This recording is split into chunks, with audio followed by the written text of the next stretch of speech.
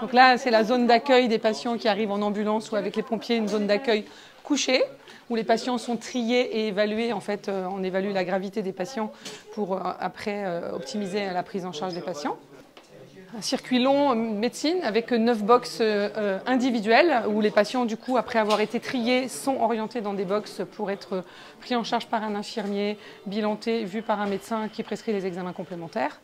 Et une fois qu'ils ont été vus, on a une zone de débordement, une zone d'observation et d'attente avec les 9 box individuelles, le PC médical, le PC infirmier, la partie SAUV, salle d'accueil d'urgence vitale, qu'on appelle communément déchocage.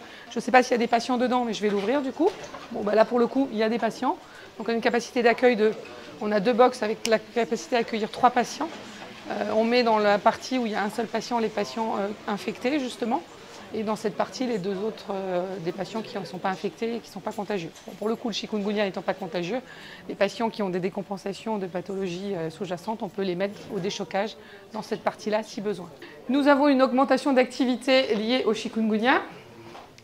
Nous avons 35 places dans ce service et actuellement, il y a 56 patients. Donc ça vous donne une idée de l'activité. Donc on a cette zone qui normalement est l'axe rouge où arrivent les pompiers et les SMUR avec les patients graves, qu'on utilise en cas de plan blanc. Actuellement, on n'est pas en plan blanc, mais c'est aussi une zone de débordement qu'on avait déjà utilisée pendant le Covid et la dengue.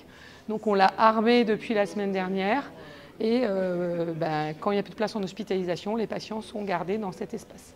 On a une zone d'hospitalisation de courte durée qu'on peut aussi utiliser pour des patients qui ont effectivement une suspicion de chic, pour une surveillance 24 heures, qui peuvent après retourner à domicile, après des fois juste une hydratation.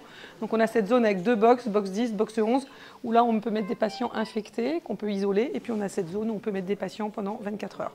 Pareil, en surveillance courte durée. Alors il y a certains patients qui ont le chic, qui ont besoin juste de 24 heures, 48 heures d'hospitalisation, et les patients avec des comorbidités qui ont besoin de plusieurs jours parce qu'ils décompensent les pathologies sous-jacentes, diabète, hypertension, autres problèmes, et eux, ils nécessitent des hospitalisations plus longues.